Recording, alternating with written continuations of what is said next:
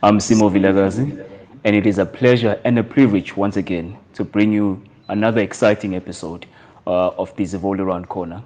As we mentioned before in our first episode, this platform really is to provide key insights into the world of enterprise and supply development, as at least how we see it from our perspective as Zivoli Growth Partners. We want to share key information, engage with you, and also, take on topics that perhaps maybe you would want to discuss with us. So once again, thank you so much for joining us this morning. Today, I'm not alone. I'm joined by a lady that always wants to go by the name of the tall, light-skinned lady. Yes, Uh, as far as possible. so she always likes to introduce herself in that manner. I'm joined today by Lebu Mashiko. She is our head of projects and she manages and oversees all our ESD programs. Lebu, welcome. Thank you so much for being here. Good morning. Yes, no, you finally have me for 30 minutes today.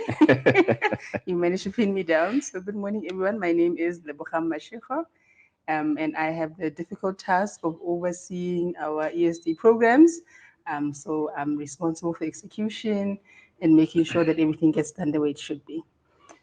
Those who recognize me will recognize me from previous speaking engagements. I did a little bit of public sector work. I jumped over to private sector work. I've written, I've spoke. I've done a couple of things. So Yes. here I am today at the Zivoli Round Corner. Brilliant, and thank Thank you you for so having much me. for being here. Because today we're discussing, one of the very key topics when it comes to, the ensuring or the getting enterprise and supply development programs going. So today we're talking about finding the right SME, and really as part of any recruitment campaign, as part of any procurement needs that one has to undertake. Finding the right SME becomes very critical because more often than not, it's what sets the program off to either being a success or not being a complete success. So there, you're able then to set ground and set your baseline. So really, that's the topic we're exploring today. But obviously, Lebohang is, as we said, she's our head of project, so she's more the expert on the topic. Um, and really, Lebo, I just wanted to get into the first question. As I've mentioned, we manage ESD programs, but there is people out there that they run recruitment campaigns for procurement needs and many other needs as well. So why is it important to get a good quality SME onto any particular program for that matter? Yeah, look, there are a number of reasons, but there are two main reasons really for me. And these reasons are both for the SMME and for the corporate. So one is for value, right? You want to derive value and you want to add value. Yeah. So it must work out for both the SMME and the corporate. So the corporate must say, look, I'm able to derive value from this opportunity and I'm able to give value. Yes. The second thing is impact.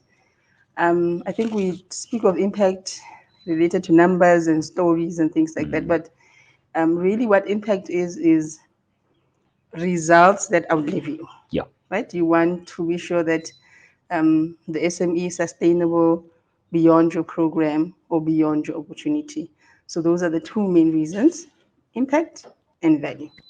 No, brilliant. As we've mentioned, in our previous engagement, and which everyone is free to is open to go check it out. We spoke about a theory of change and how it relates to ensuring that there's impact. So, as a golden thread from that conversation, we're now taking it down a step or the next layer of that and saying, find the right SME using your theory of change as a basis for setting that impact journey.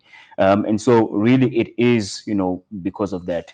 By the way, I just would like to ensure that everyone, you send through your questions, send your comments as we go through this conversation, because as we mentioned, we want to make it as engaging and as also engaging and sharing insights from our end, but also as well getting some of your input. So please drop us a comment, like, and share this live feed to everyone in your network, and really so that we can get the interaction going. So once now we've spoken about setting the ground and ensuring we understand why we're doing the exercise that we're doing. So let's explore some of the reasons why enterprise and supply development managers or procurement managers, transformation managers, and or anyone else, supply chain managers, anyone else who is involved in the value chain of ensuring that there's transformation. What are some of the reasons that why they'd be doing that or looking for those SMEs? Look, there are four main reasons why people in our circles will be looking for SMMEs. So one is to procure from them. Transformation is not a rule, Yeah. but BE has made the environment such that you want to transform, you feel embarrassed for not transforming. So a lot of corporates are now ring fencing opportunities for SMMEs. So really, that's the first reason we want to procure from them. Number two, we want to replace an untransformed supplier. So it does happen that corporates do say, look, we have set a target for ourselves. We want to transform our supply chain by X percentage in X number of years. Yeah. And now we need to get SMEs in as a pipeline. And then the third reason, you want to link them to a large supplier. There's nothing I can do about the supplier. They're the only ones that provide this thing, but I need to link them to a local supplier or an SMME. And then the final thing is for us to get them to participate on an ESC program. Those are the main reasons why they'd be looking for SMMEs. Yeah.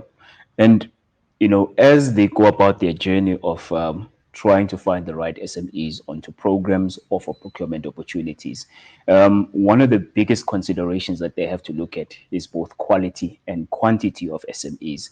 Obviously, as however big one's budget may be, there's entities out there or corporates out there that have slightly smaller budgets, but we still need to ensure that we get good quality SMEs onto a particular program and we buy from good quality SMEs as well. So, what are some of the things that they should be able to consider when they go about their journey? Yeah, quality and quantity are interesting because it's almost the swear word if you use them in the same sentence. They're like oil and water. Um, you aim for the other, you compromise on the other. Um, but I think quality and quantity meet at two places when looking for SMMEs. One, criteria, Yes. right? Is it agile enough to allow different types of SMMEs in? And then the opportunity. Elements around the opportunity. Is it getting to the right ears? Is it clear enough, transparent enough, attractive enough? So that's where quality and quantity meet. If you can get the criteria right and the opportunity right, you might be able to get both. Okay. Just on the criteria, because it becomes very important to ensure that you set out the right criteria from the start. And some of the departure points when setting out the criteria, you have to obviously consider things like industry sector codes and so forth. What are some of the other things that one needs to consider when they're setting out the criteria for in order to attract the right quality of SMEs? So one is the profile of the SMME, right? I always say, be the SMME. Anyone that knows me knows I'm a sucker for SMMEs. Yes. Think of them, be the SMME, and say, okay, if I was, if I saw this criteria, would I be able to access this opportunity? So that's one. And then two, context, challenges. Okay, I'm using social media. Is this what will work for my SMMEs? Is this the right channel to reach them? Yes. So when you put together the criteria, think of the profile and think of their context. Because ultimately, right, entrepreneurs, SME owners are people that exist within particular communities. They also have, they also want to ensure that they also derive impact from programs and also impart impact onto their communities as well. It could be anything, from a jobs growth point of view, revenue growth, and so forth. So really, those are just some of the other things that from a criteria point of view, at least one needs to consider. Also, locality, right? Some corporates refer to them as fence line communities. Those Yeah, communities, yeah. exactly. So all those are all the things that they have to consider, and also looking at the conditions of their SLPs as well for mine related companies. Yes, the Yeah. compliance rules. So the macroeconomic factors, and the rules that exist within the business and the industry. Yeah, those must be Absolutely. considered for sure. And I think importantly as well, alignment with corporate strategy. Yeah, well, it's not always easy, but yes. Well, Yes. but I guess it's a battle that we'll win Mm, at some point, yeah, yeah. because we want to shy away, for want to move away rather from making ESD and these sort of engaging with small businesses as grudge purchases most of the time. Yes, and tick Yeah, box exercises. exactly. You want to make it business as usual. Absolutely. So, in all of that, right, and as they go about their journey, so supply chain managers, procurement managers, enterprise and supply development managers, or transformation managers as well, as they go about, trying to find the right SMEs, there's certain challenges that they definitely will go through. And in all that process as well, there's key risks to consider. So what would, in just based on your experience and obviously through the work that we do with many corporates within the mining sector, FMCG, manufacturing, there's definitely, and even tourism, I think as well. Yes. um, there's key challenges and there's obviously key risks that come from the process of trying to find the right SMEs. Yeah. So some of the main challenges really low response rates, right? So we experience that ourselves as well. But as we do it, we get better at it as time goes. Um, Secondly, communication barriers. So this could be the platform, this could be the language itself. Yes. So we get some of that a lot.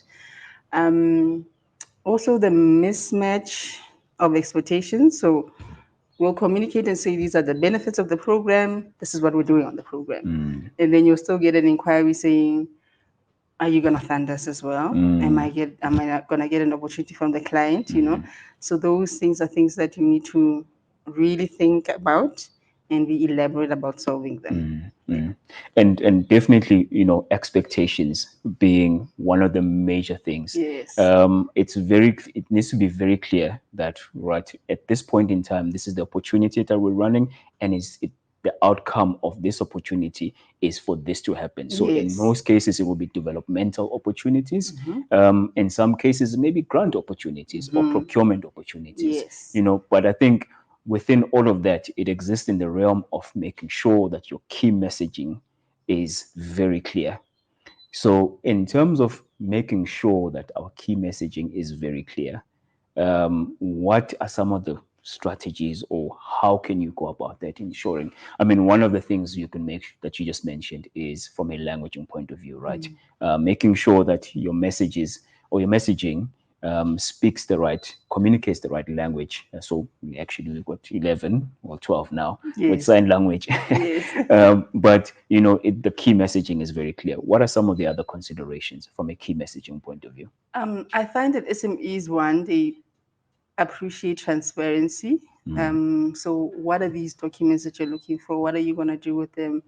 How many stages exist in this process? So, we try to be very clear and say there are 10 steps in this Yep. process. So, we use a platform where they apply, and we're very clear that this is what's going to happen after this, these are the next steps. They appreciate transparency. And then two, clarity in the messaging. Yes. So, what are the benefits? How long will this thing take? What are the expectations on my side? What are the expectations on your side, Mr. Corporate? So, those are the things to consider. And yeah, language, communication, making sure that your messaging reaches the audience. Yeah, and it's no user, right? Especially in the environment that we operate in, which is more the rural, the peri-urban, and in some degree the township market as well. Yes. But also as well, industry is very important because I'll make an example: agricultural related SMEs may not necessarily, get your key messaging or your messaging, whatever you're trying to to communicate when you're using digital platforms, for Yeah, example. yeah. You have to go down to the ground and actually hold those Engage them, yeah, and focus engage them. groups, supplier days, those kind of things you'd have to do to reach those kind of communities. So I find that we use a lot of social media, but in some campaigns we have to overlay with some of the other interventions to try to get to them. So focus groups, we've done that in our recent project, and It's proven to help a lot. What is it? It's a lot of work. Yes. Supplier days, so those help as well to say, come, we have this opportunity. You can come and ask questions. And what it does do, right? Because ultimately we become the face of the corporate, right? And so for us, going down to these communities and engaging with them directly, right, it helps also the corporate to build trust with the communities as well. 100%. And then especially, I mean, we tend to find, of course, we now exist in a digital world. Obviously, I mean, this is broadcast digitally. But what for far often than not, when you engage with individuals on a face-to-face basis, it actually just breaks down all the barriers as well. So those are some of the key challenges that typically you would find when you're trying to find the right SMEs. And by the way, please also, as our audience, please do send us if there's any key challenges or risks that we are leaving out and that you would like to understand how you can, address those risks. Please do send it in on your comments on the section. Ask us the questions. We'll respond. We'll try our best to respond. Of course. And of course, any other comment in terms of what you're finding, how you're finding this engagement. Is it informative? Is there anything else that you would like for us to address whilst we still have you on the platform? So, Lebo, we've mentioned the key challenges, or rather the challenges and some of the risks. I think it is only fair, right, that we also assist the audience in terms of understanding then how you can address these challenges and also mitigate those risks. Just give us a sense in terms of how you do that. So one would be the agility of the criteria. So in some of our recruitment campaigns, we've had to adjust the criteria as we're recruiting because now we can see the challenges. So the agility of the criteria is always important. Always think, okay, what's the risk of changing the criteria? Can we change this element of the criteria? Is it suitable? Um, and then two, I mentioned the misalignment of expectations. So I'll mention it again as something to overcome, align the expectations. So be clear on what the program offers or what the opportunity means and how the SMEs are meant to contribute or get access to this opportunity. And then I think the final thing is really where to look. Yeah. Yes, we use a lot of social media and all of that, but um, always be open enough to go wherever, in however format. So establish the relationships that you need to establish with local authorities, local businesses, or wherever, in order to reach the SME you want for your program or your opportunity. Three main things, really. Yeah, and absolutely. And I think also one of the things that we obviously on our side, and I think we've invested heavily on it as well, is ensuring that we use a digital or an online platform in order, number one, to de-risk the process of finding the right SME, Yes. and also then how it then vets and grades this type of SMEs as well. Yes, our amazing linkage platform. Yeah, we have over 4,000 SMEs on linkage. I think it's about 5,000 now. What's wonderful about linkage is that it is where SMEs, ESD, and supply chain managers meet. That's the one thing why linkage exists. And then two, the profile of the SMMEs is very elaborate. Um, in almost all of our campaigns, corporates will say, I'm looking for this kind of SMME. Go on to Linkage, you'll find them. We've never really struggled to find anyone on Linkage. It's a really good platform that we use. Also because, digitization, Yes. becoming modern. So Of we're course. trying. We're Of course, trying. yeah, and I think for me, really, why I love linkage is because, as I mentioned, it's one of the ways in which you can de-risk your recruitment process. Yeah. You log onto the platform. You can search really on the type of commodities that you want for that particular SME, their size, their Yes. level of complexity, their Yeah. level of compliance as well. Yes. Yeah, and all those things. And I mean, as you mentioned, there's over 5,000 SMEs Yeah. from around the country. Yeah, and I'm not the only one that has access. You, as a client, have access, and you can add whoever else on the Absolutely. platform and Yeah. look for the SMMEs, load your opportunities there, and monitor them on there. So yeah. Yeah. So lastly, One of the, I mean, we don't do this for ourselves, right? We do it for corporates, but most importantly, we do it for the SME, the entrepreneur, the one who runs the business. Yes. When an ESD manager or supply chain manager, excuse me, puts out an opportunity, um, from the SME side, what are some of the things that they would consider or that they look for when considering opportunities? Yeah. Love SMMEs. SMEs think about four things when they look at an opportunity. Number one is to learn. All of us always talk about how concerned we are about training fatigue and program fatigue, but really, SMEs love any opportunity to learn and upskill themselves. Two, to grow. Growth is, it means different things to different people. It's not always numbers and jobs and revenue, and it's not always that. Clarity on my value proposition, the emancipation of the entrepreneur.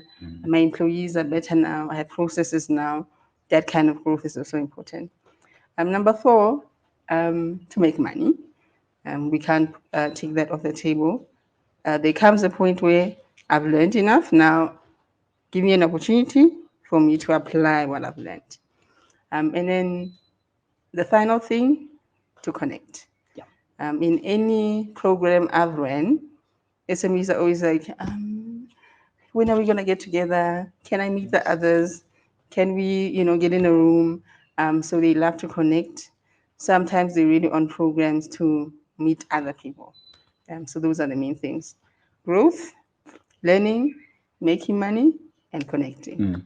And I love that from a connection point of view, right? Because ultimately, you get, it's like the peer to peer learning from each other, Yes. and ensuring, and it doesn't actually have to wait till the end of the program for that to happen, right? Because as one implements the program, you can get to see what are some of the things that other SMEs are struggling with, And get that them you are together. trying to address.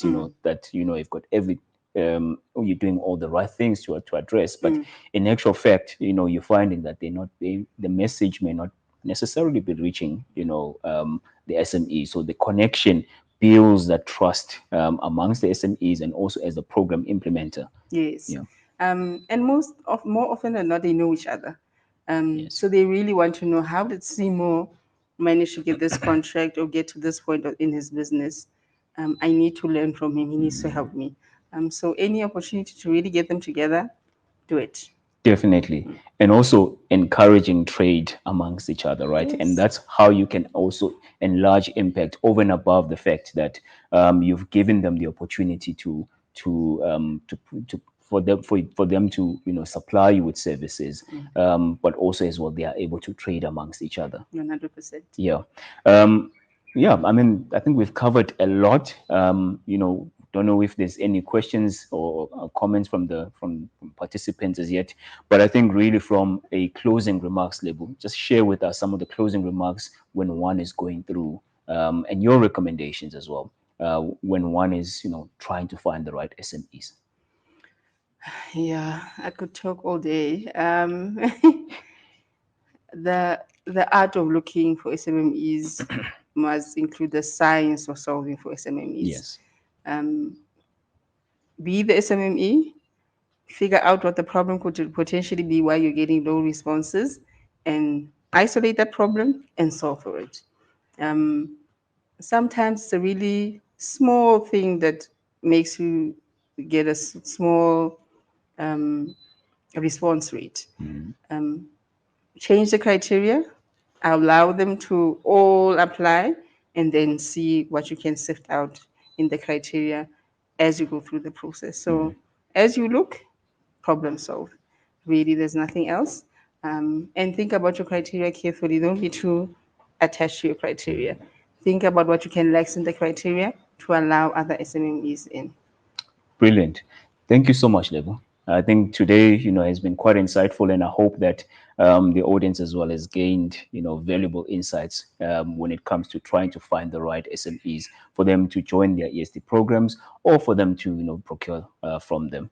So thank you so much for that. No problem, Sima. Yeah, I think what we've learned today is that finding the right SME for your procurement needs, for your ESD programs, is both an art and a science at the same time. Yes. And it requires a lot of finesse, and it requires a lot of empathy as well. And so really in your journey to trying to find the right SMEs, make sure that you put in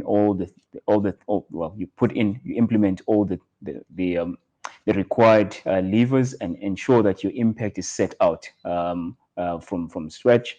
Also, the key messaging as well that you've mentioned, Lebu, also is very important to ensure that SMEs are able to derive value from the particular ESD program, as well as they are able to learn from each other. And so, really, I think that's how you can find the right SMEs going forward. Yeah. Thank you so much for joining us. It's been a pleasure and a privilege bringing you this episode, and we look forward to bringing you more and sharing the key insights with you when it comes to ensuring that your ESD programs run efficiently and smoothly. It's goodbye from me until next time.